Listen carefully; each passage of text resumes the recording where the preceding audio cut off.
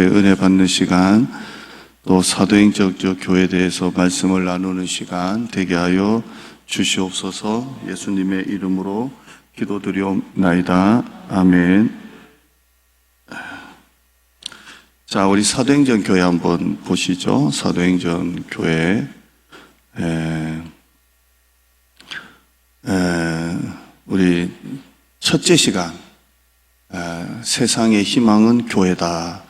세상의 희망은 교회에 있다라는 거고요. 청년들의 희망은 교회입니다.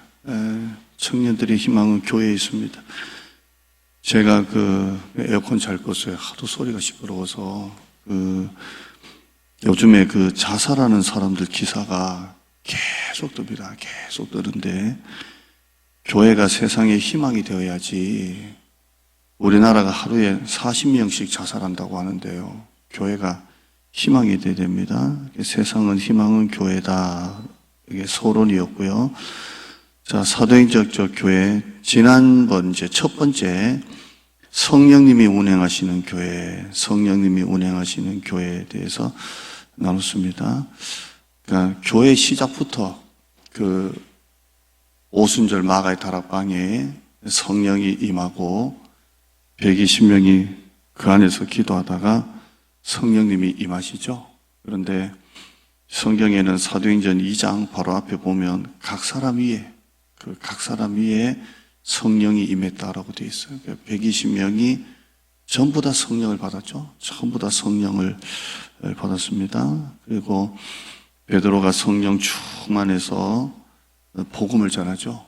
복음을 전합니다. 그럴 때 3,000명이 그날 회개하고 세례를 받습니다. 이게 베드로가 설교를 잘해서 된 게 아니라 성령님이 역사하신 거예요. 성령님이 역사하셔서 3,000명이 꼬꾸라지는 건데, 저도 이제 설교를 이렇게 계속 하는데, 결국 설교는 성령님이 하시는 거예요. 성령님이 설교하셔서 어떤 목사님은 말을 빠르게 하는 분도 있고, 어떤 목사님은 천천히 하는 분도 있고, 어떤 목사님은 본문만 하는 분도 있고, 어떤 목사님은 예화만 하는 분도 있고, 다 틀리지만 모든 설교에는 성령님이 역사하실 때 사람들이 은혜를 받는, 성령님이 역사하시는 것 같아요.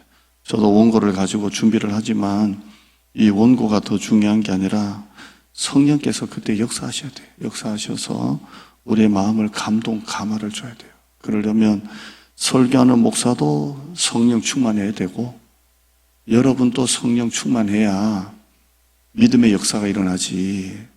누구 하나가 뚜껑이 닫혀 있으면 누구 하나는 안 되는 거예요. 성령께서 역사하시는 겁니다.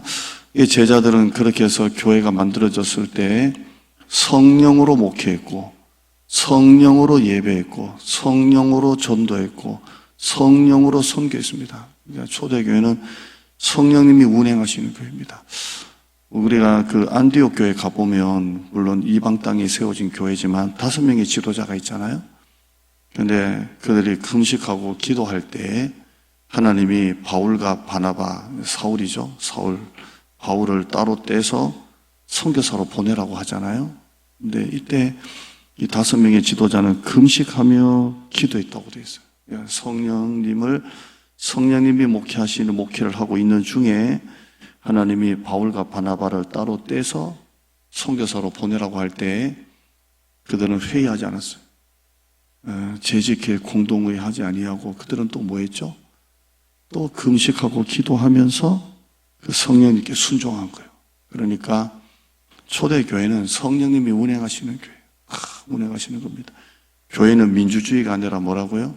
신분주의. 실제로 여러분 90명이 다 반대를 해도 하나님의 뜻이 다를 수도 있다는 거예요. 왜? 엘리야를 보면 갈멜산에 엘리야 혼자였고 이방 선지자만 850대 1이었잖아요. 그러니까 만약에 투표했으면 엘리야가 내려와야 돼요. 네, 하나님께서 불을 내려주시잖아요. 우리가 지금 민수기 13장, 14장 보지만 여호수아, 갈렙, 모세 빼고는 전부 다 못 들어간다 그랬어요. 재직회 공동회를 하면 전부 다 안 되는 거예요. 어떻게 남자만 60만 명 대 3명인데 투표가 되지가 않아요. 표 대결로. 교회는 민주주의가 아니라 신분주의인데 성령님이 운행하셔서 인간이 주인이 아니라 인간의 회의나 모임이나 어떤 주도하는 어떤 리더가 교회 주인 되는 게 아니라 성령님이 주인 되셔야 돼요. 그래서 교회가 성령 충만한 교회는 교회가 하나가 되는 거예요. 왜요? 성령님이 운행하시니까 이렇게 운행하시는 겁니다. 어떤 교회는 여러분들도 느끼시겠지만 우리는 이제 목사니까 어떤 교회는 교회가 잘 지어졌는데요.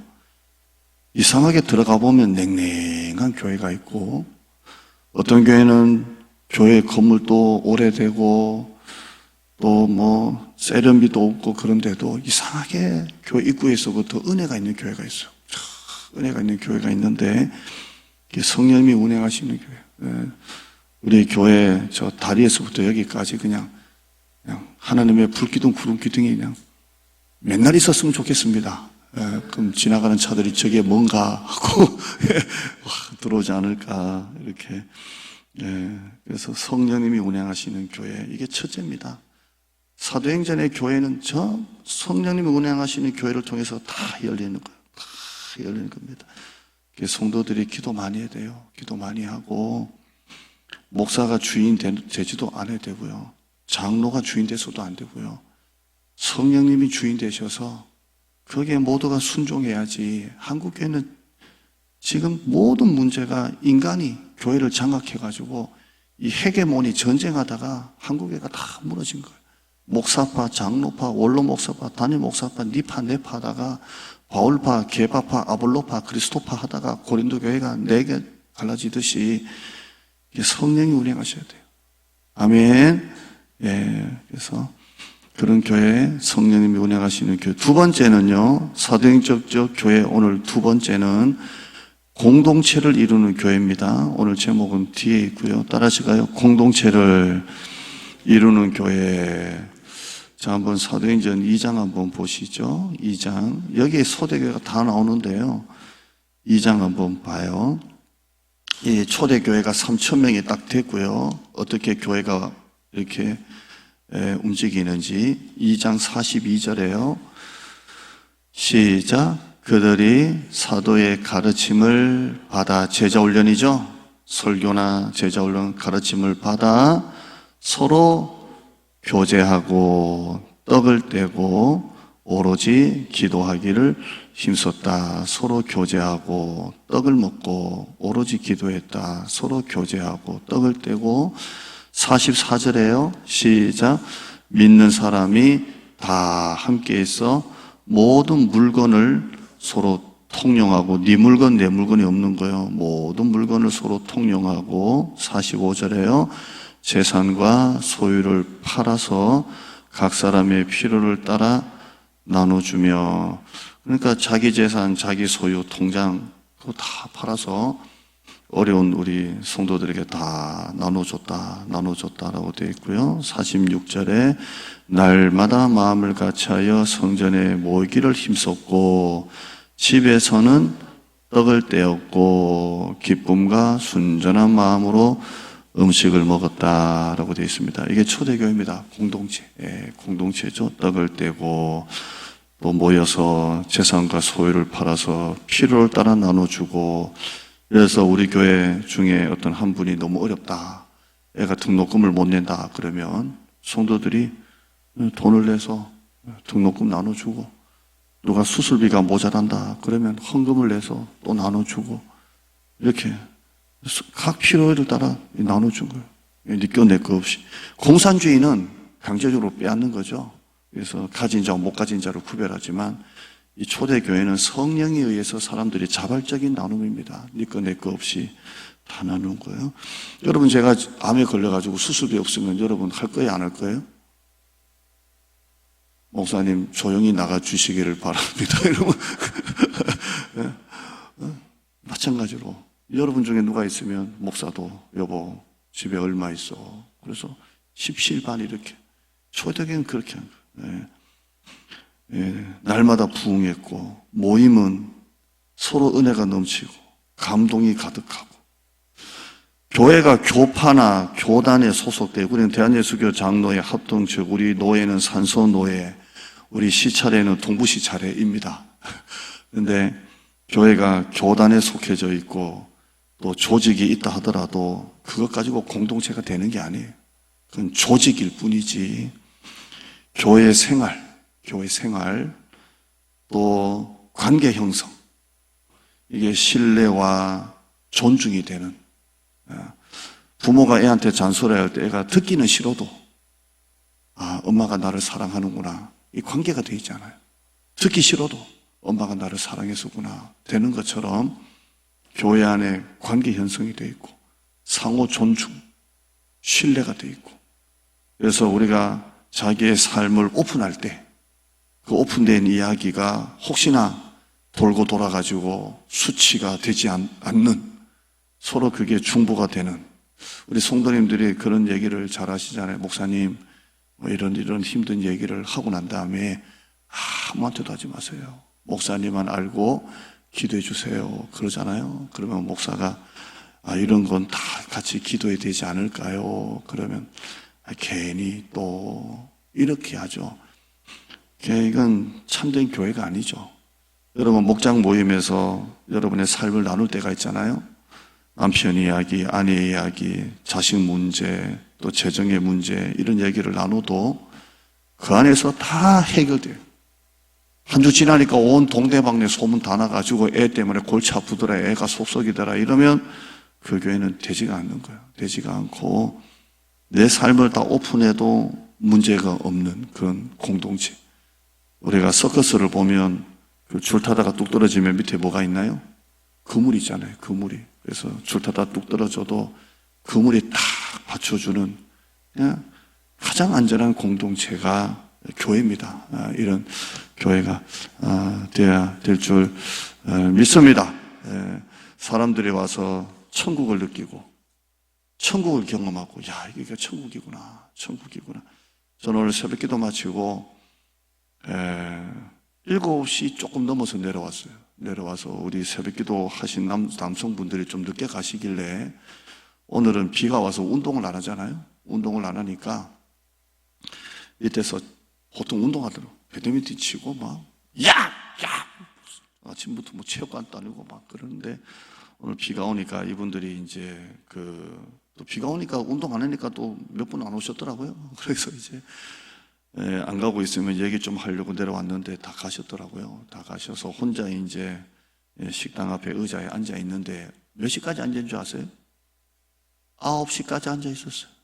9시까지 안 올라가고, 비가 쫙 내리고 이 천평되는 땅에 나 홀로 커피 한 잔 딱 태워가지고 즐기는데요. 야, 오늘 제가 단톡방 올렸죠? 목사님 통해서. 여기가 천국이로구나. 그래서 제가 단톡방 뭐라고 남겼어요? 한 분이라도 더 이사 오시기를 바랍니다. 너무 좋은 거예요. 너무 좋아요. 교회가 천국이에요.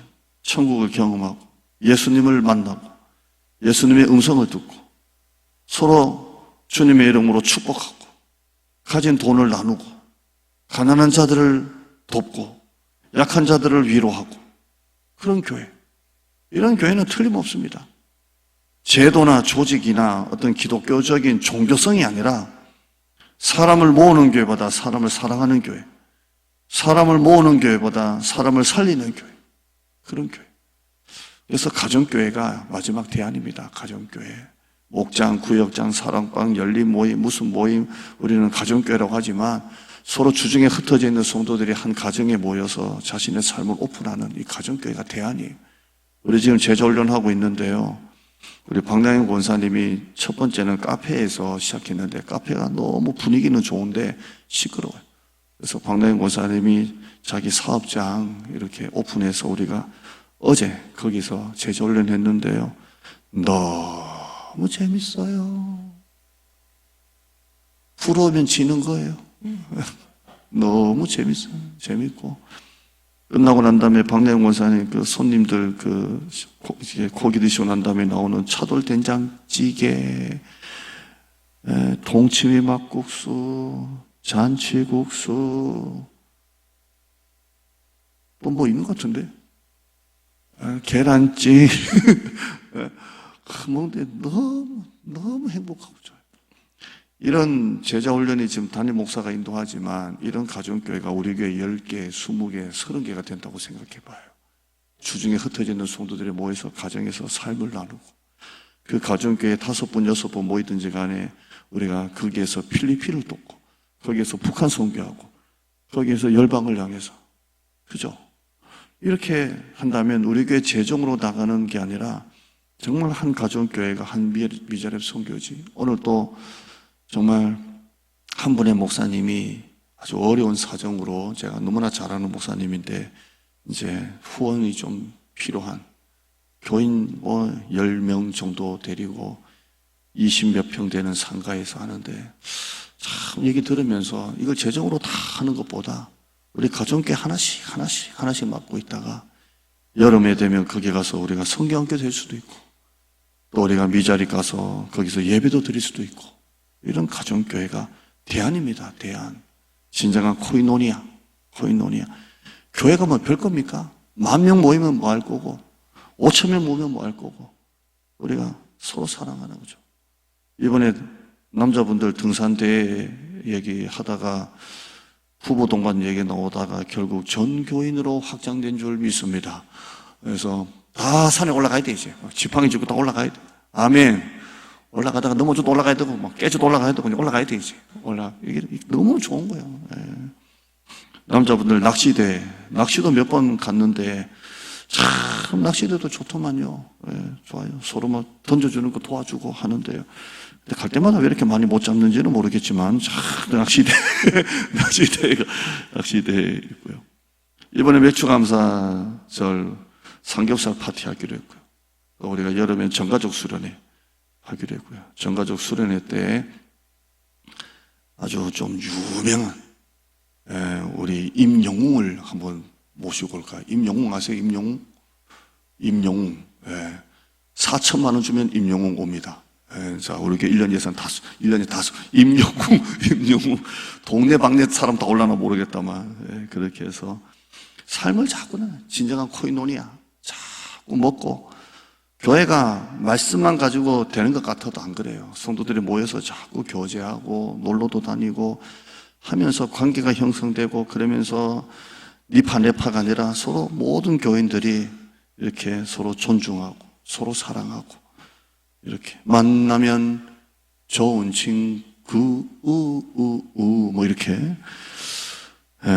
세 번째, 좀 전에 이제 두 번째 했고요. 세 번째는 사도행적 교회에 기적이 일어나는 교회입니다. 기적이 일어나는 교회. 첫째는 성령이 운행하시는 교회, 두 번째는 공동체가 일어나는 교회, 세 번째는 기적이 일어나는 교회입니다. 기적이 일어나는 교회.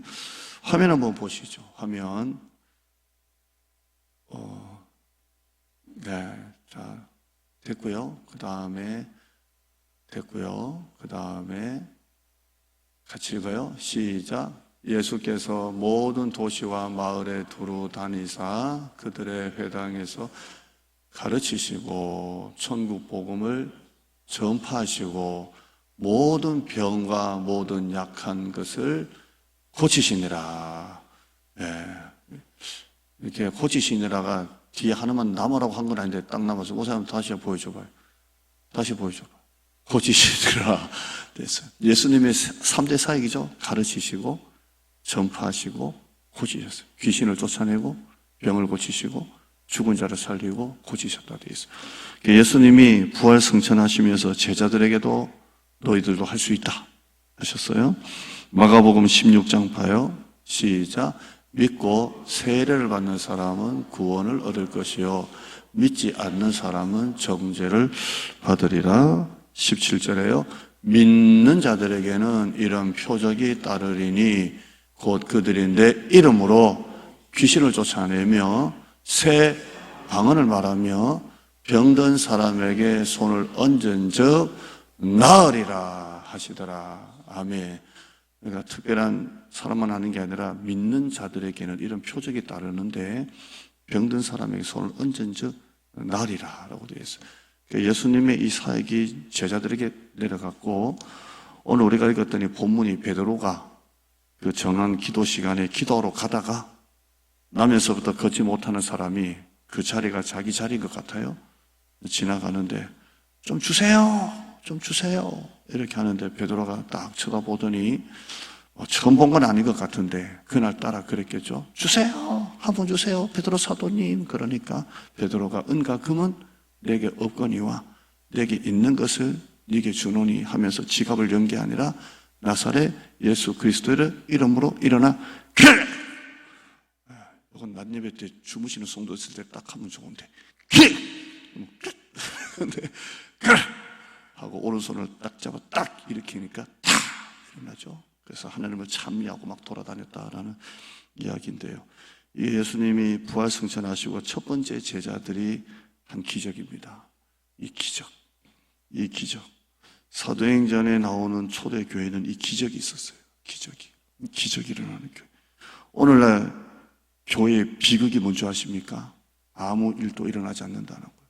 우리 옛날에 조용기 목사님 집회하는 거 보면요, 나는 지금도 이게 되나 안 되나 하는데 그 수만 명 모인 사람 중에 뭐 안진뱅이 나오세요. 그래서 휠체어 타고 그러면요, 팍! 휠체어 타고 갔던 분이 쩔뚝쩔뚝 절면서라도 다 일어나고, 기가 안 들면 나오세요.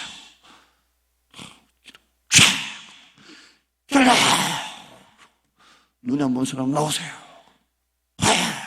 몇 개입니까? 2개요. 옛날에 참 신기해요. 지금은 그런 일이 잘 일어나질 않아요.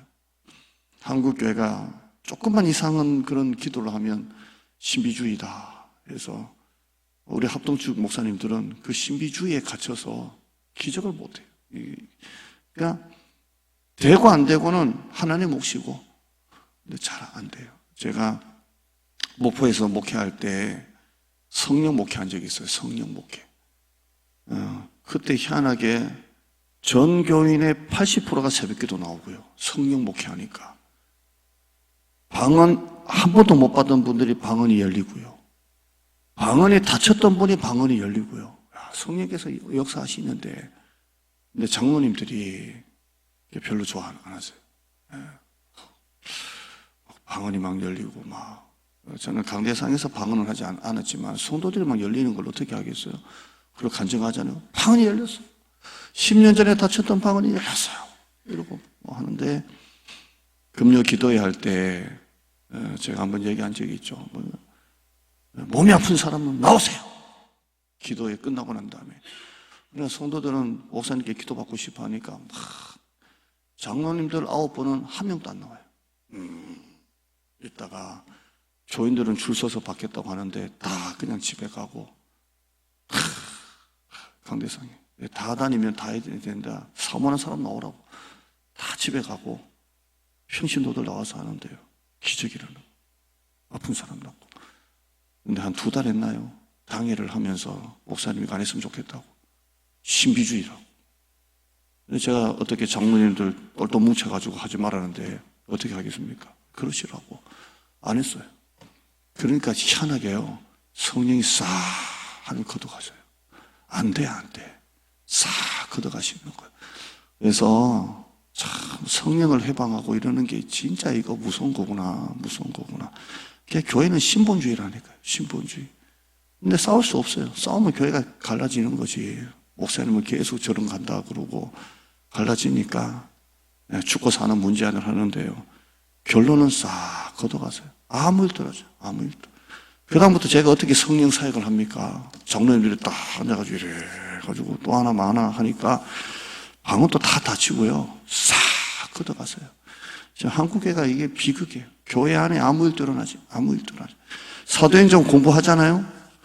바울의 1차 선교, 2차 선교, 3차 선교, 안디옥에서 파송했구나, 뭐 이런 거.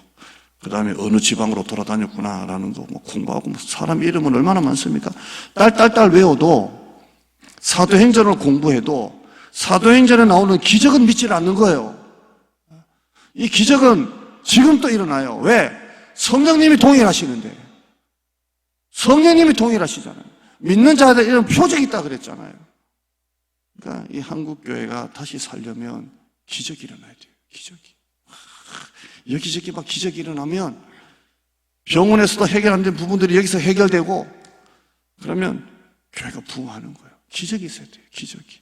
너무 교리, 너무 막 이런 거 하다 보니까, 공부하다 보니까, 큐티 이런 걸 강조하다 보니까, 이런 하나님의 기적, 하나님의 일하심, 성령의 역사에 대해서는 너무 우리가 반감을 가지는 거예요. 하나님의 기적이 일어나는 그런 교회. 이 내용은 다음에 한 번 더 같이 나누죠.